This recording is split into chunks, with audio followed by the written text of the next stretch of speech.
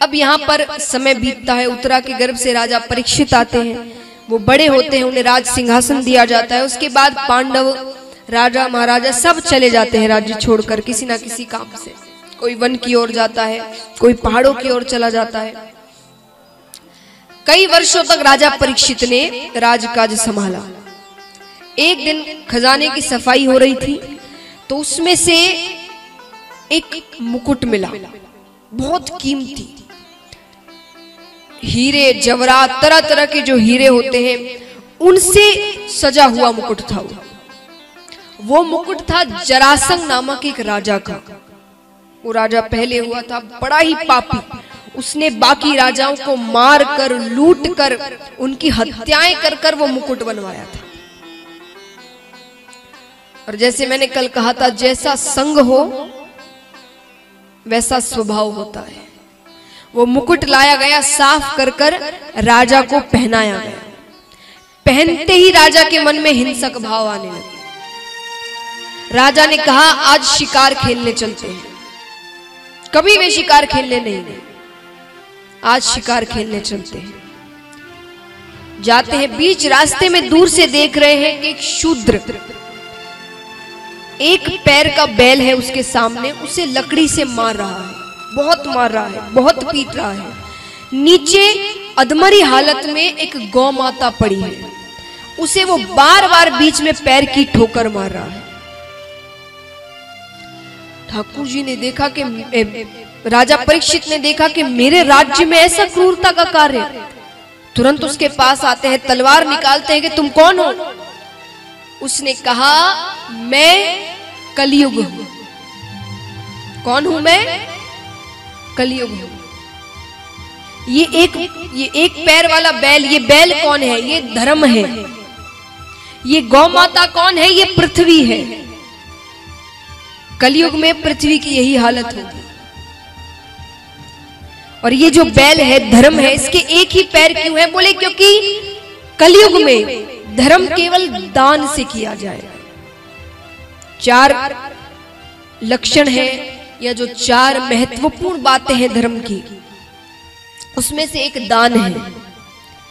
तो बोले जो बाकी 3 है, तप है, तपस्या है, वैराग्य लेना हुआ, ये सारी चीजें कलयुग के जीव कर नहीं पाएंगे। वैराग्य लेना, मोह माया छोड़ना, सुपारी नहीं छूटती किसी से, मोह माया कहां से छूटे? ये सारी चीजें कोई कर नहीं पाएगा। पर दान हर कोई कर सकता है, दान हर कोई कर पाएगा। तो महाराज कलयुग में अगर धर्म जीवित है तो दान से। तो जैसे मैंने कहा, वो शूद्र कहता है कि मैं कलयुग हूं। ये जो बैल है ये धर्म है, ये गौ माता पृथ्वी है।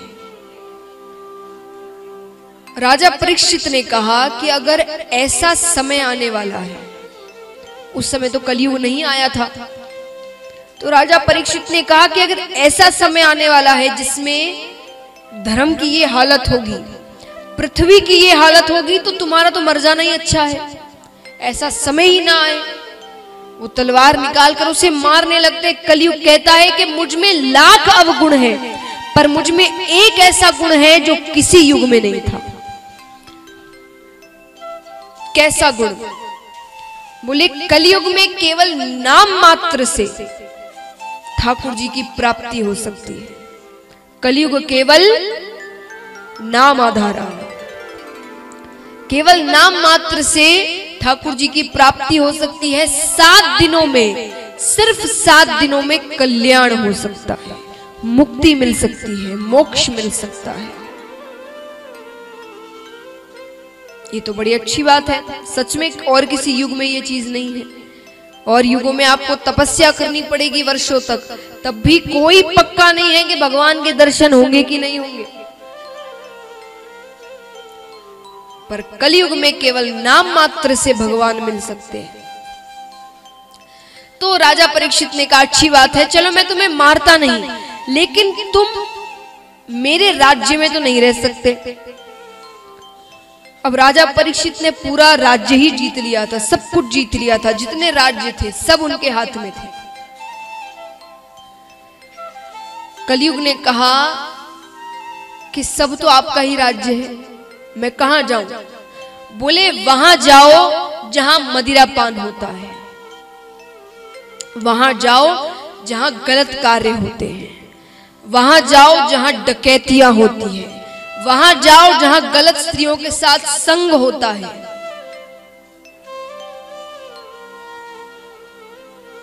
अब यहां पर कलयुग मन में विचार करता है कि वो सारे प्लॉट तो मैंने पहले से ही बुक करके रखे हैं, पर कलयुग ने कहा कि राजन आप मुझे एक स्थान मेरे मन मुताबिक दीजिए।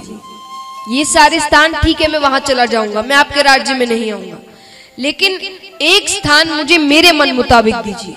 राजा ने कहा कौन सा स्थान? बोले मुझे स्वर्ण में स्थान चाहिए। स्वर्ण यानी सोना, मुझे सोने में स्थान चाहिए। राजा ने कहा ठीक है, लेकिन तुम 5000 वर्षों तक अपना असर नहीं दिखाओगे। महाराज हम और आप कहते हैं कि कलयुग आ गया, कलयुग आ गया, घोर कलयुग आ गया, घोर कलयुग। कहां कलयुग आया? कलयुग की आयु कितनी है? मान लीजिए कलयुग एक इंसान है, उसकी आयु कितनी है? कोई जानता है यहां पर कलयुग की आयु कितनी है? 4,32,000 ये कलयुग की आयु है। अभी कितने वर्ष हुए हैं? 5,115 वर्ष। अब चलिए ये भी मत मानिए कि 5,115 वर्ष हो गए कलयुग के, नहीं, क्योंकि राजा परीक्षित ने कितने वर्ष मांग लिए थे कि तुम उतने वर्षों तक अपना असर मत दिखाना, 5,000 वर्ष। तो 5,000 वर्षों में तो कलयुग ने अपना असर बिल्कुल नहीं दिखाया था। तो कितनी आयु हुई अभी तक उसकी? 115 वर्ष। तो जिसकी आयु 4,32,000 है वो अभी 115 वर्ष का छोटा सा बच्चा है। बच्चा भी नहीं कहूंगी मैं, एक बिंदु मात्र है, अभी गर्भ में आया ही है। तो ये हाल है। सोचिए जब वो यौवन अवस्था को प्राप्त होगा तब क्या होगा। तो अभी तो कलयुग नहीं आया, अभी तो धर्म के कार्य हो रहे हैं, कथा हो रही है, सत्संग हो रहे हैं, सबके मन में भक्ति है, भगवान का थोड़ा सा भी अंश है। जब ये पूरी तरीके से खत्म हो जाएगा ना तब कलयुग आएगा। तो महाराज अब यहां पर ये सब कहकर राजा चले जाते हैं, लेकिन ये राजा भूल गए कि उन्होंने जो स्वर्ण में स्थान दिया है उसे राजा ने खुद ने सोने का मुकुट पहन कर रखा था। कलयुग उसमें प्रवेश कर गया। प्रवेश करते ही अब यहां पर वो शिकार खेल रहे हैं, हत्याएं हो रही है पशुओं की। खेलते खेलते खेलते वे भटक जाते हैं, सैनिक कहीं चले जाते हैं, राजा अकेले कहीं पड़ जाते हैं। रास्ते में घूम रहे हैं, दूर से एक कुटिया दिखती है, शाम हो गई है उन्हें। कुटिया के अंदर जाते हैं, कुटिया के अंदर एक ऋषि बैठे तपस्या कर रहे हैं, समीक ऋषि तपस्या में लीन है। अब तपस्या में महाराज अगर कोई ऋषि तपस्या कर रहे हैं, आप उनसे जाकर कुछ बात कहोगे तो वो थोड़ी सुनते हैं, वो ध्यान में नहीं रहते, उन्हें आसपास क्या हो रहा है कुछ नहीं पता, वो पूरी तरीके से भक्ति में लीन रहते हैं। तो राजा ने आकर 2-3 बार कहा कि मुझे प्यास लगी है, मुझे जल दीजिए। उन्होंने नजरअंदाज कर दिया कि वो तपस्या कर रहे हैं, वो कैसे सुनेंगे। 2-3 बार कहा, जब जल नहीं मिला, ऋषि ने कोई जवाब नहीं दिया, तो नीचे कुटिया में एक मरा हुआ सर्प पड़ा हुआ था। राजा ने वो सर्प उठाया और ऋषि के गले में डाल दिया, वहां से चले गए। वो दृश्य दूर से ऋषि के एक शिष्य ने देख लिया। उन्होंने ऋषि के बेटे से जाकर कहा कि अब नाम तो नहीं पता वो कौन था, पर दिखने में कोई राजा जैसा लग रहा था। उसने तुम्हारे पिताजी के गले में मरा हुआ सर्प डाल दिया। बिना सोचे समझे जाने बेटे ने वही खड़े खड़े कह दिया कि जिसने भी ये हरकत की है मैं उसे श्राप देता हूं, अगले 7 दिनों में तक्षक नाग के डसने पर उसकी मृत्यु हो जाएगी। अब वो अपने पिताजी के पास आते हैं, उन्हें ये बातें बताते हैं। पिताजी ने सोचा कि देखो तो सही किसे श्राप मिला है। नेत्र बंद कर देखते हैं तो राजा परीक्षित सामने आते हैं। अब देखिए महाराज, हम जैसा कोई होगा तो उसे क्रोध आएगा, वो कहेगा अच्छा हुआ, श्राप मिलना चाहिए था, उसने गलत कार्य किया। ऋषि को दुख हुआ। क्यों? क्योंकि ऋषि जानते थे राजा परीक्षित ऐसे हैं नहीं, वो बहुत अच्छे हैं, वो बहुत संस्कारी है, वो बहुत दयावान है, जरूर कुछ ना कुछ हुआ है तभी उन्होंने ऐसी हरकत की।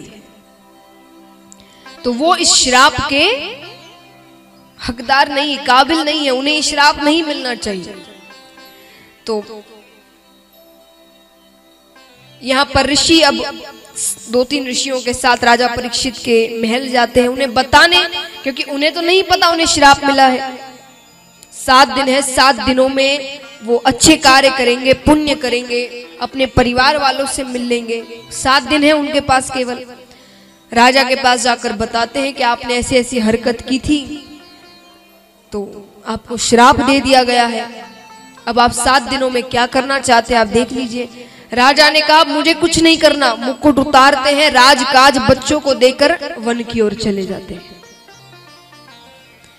वन की ओर चले जाते हैं। अब ऋषियों ने भी विचार किया कि ऐसा कुछ किया जाए कि 7 दिनों में मुक्ति मिल जाए, इनका कल्याण हो जाए, क्योंकि जीवन इतना नहीं गया था कि इतने पुण्य उन्होंने हासिल कर लिए हो या इतने पुण्य कर लिए हो कि अगला जीवन भी उनका अच्छा हो। तो कुछ ऐसा करे कि कल्याण हो जाए इनका। ठीक है, कोशिश करते हैं। सब बातें कर रहे हैं, सब ऋषिगण एकत्रित होकर, तभी वहां पर शुकदेव जी का आना होता है। मानो भगवान ने ही उन्हें भेजा हो। शुकदेव जी से प्रार्थना की जाती है कि आप राजा परीक्षित को श्रीमद् भागवत कथा सप्ताह पारायण कराइए, 7 दिनों की कथा सुनाइए। शुकदेव जी मान गए। क्यों मान गए? ऐसे वो जल्दी से किसी के पास जाते नहीं, बातें नहीं करते, कथा नहीं सुनाते। वो इसीलिए मान गए क्योंकि राजा परीक्षित ठाकुर जी के छोटे भाई हैं। तो अब जिनका भगवान से रिश्ता है उन्हें तो कथा सुनानी ही पड़ेगी। अब आप बताइए, आपने अगर अच्छे से कथा सुनी है तो आप समझ जाएंगे राजा परीक्षित ठाकुर जी के छोटे भाई कैसे हुए।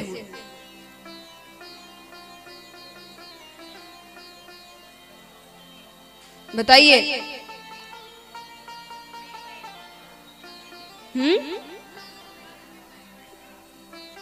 सही कहा।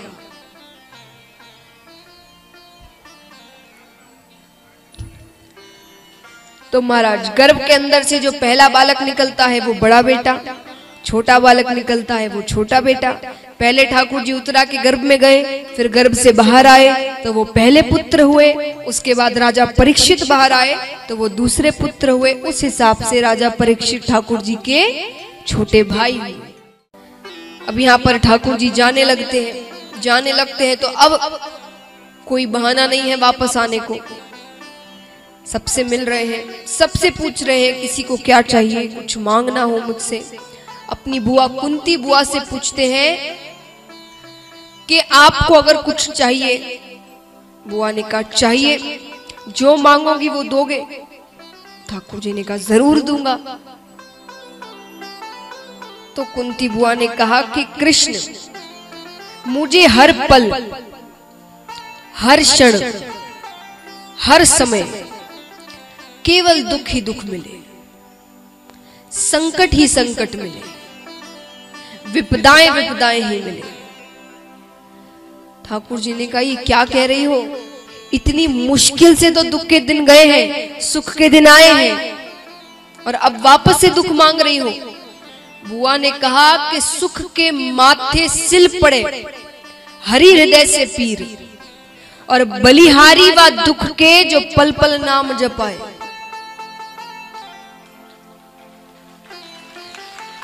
सुख बहुत अच्छा है, लेकिन सुख में तुम साथ नहीं रहते।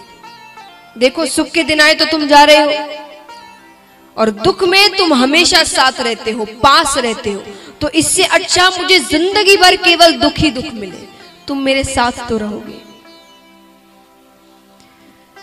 तो महाराज, ऐसी भक्ति है, ऐसा प्रेम है ठाकुर जी से, ठाकुर जी पर सबसे मिलकर जाने लगते हैं। क्योंकि जैसे मैंने कहा, सुख में वो साथ रहे ना रहे नहीं पता, पर दुख में वो साथ रहते हैं। सुख के दिन आए, सब खुश है, अभी ठाकुर जी की जरूरत नहीं है किसी को, सब अपने उत्सव में लगे हुए हैं। ठाकुर जी वहां से चले जाते हैं। अब यहाँ पर समय बीतता है, उत्तरा के गर्भ से राजा परीक्षित आते हैं, वो बड़े होते हैं, उन्हें राज सिंहासन दिया जाता है। उसके बाद पांडव राजा महाराजा सब चले जाते हैं राज्य छोड़कर, किसी ना किसी काम से। कोई वन की ओर जाता है, कोई पहाड़ों की ओर चला जाता है। कई वर्षों तक राजा परीक्षित ने राजकाज संभाला। एक दिन खजाने की सफाई हो रही थी, तो उसमें से एक मुकुट मिला, बहुत कीमती हीरे जवाहरात, तरह तरह के जो हीरे होते हैं उनसे सजा हुआ मुकुट था। वो मुकुट था जरासंध नामक एक राजा का। वो राजा पहले हुआ था बड़ा ही पापी, उसने बाकी राजाओं को मार कर, लूट कर, उनकी हत्याएं कर कर वो मुकुट बनवाया था। और जैसे मैंने कल कहा था, जैसा संग हो वैसा स्वभाव होता है। वो मुकुट लाया गया, साफ कर कर राजा को पहनाया गया। पहनते ही राजा के मन में हिंसक भाव आने लगे। राजा ने कहा, आज शिकार खेलने चलते हैं। कभी वे शिकार खेलने नहीं गए, आज शिकार खेलने चलते हैं।